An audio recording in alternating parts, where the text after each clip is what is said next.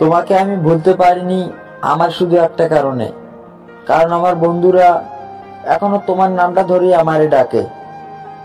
আর তারা তোমাকে অনেকটা ভালোবাসতো, যতটা ভালো না সে আমাকে বাসতো। আর তোমাকে ঠিক ততটাই সম্মান করত যতটা সম্মান সে আমাকে করত, কারণ সে তোমাদেরকে অনেক ভালোবাসে। তাই তুমি ওদের ভালোবাসাটাকে কখনোই বুঝতে পারোনি। মানুষের যে কথাই আছে না, পর কখনো আপন হয় না, আর আপন কখনো পর হয় না।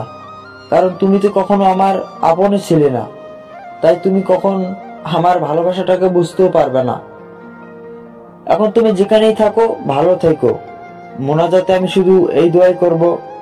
তবে আমার বন্ধুরা আমাকে যদি তোমার নামটা যদি না ডাকে, তাহলে মনে হয় আমি খুব সহজেই তোমারে ভুলতে পারবো।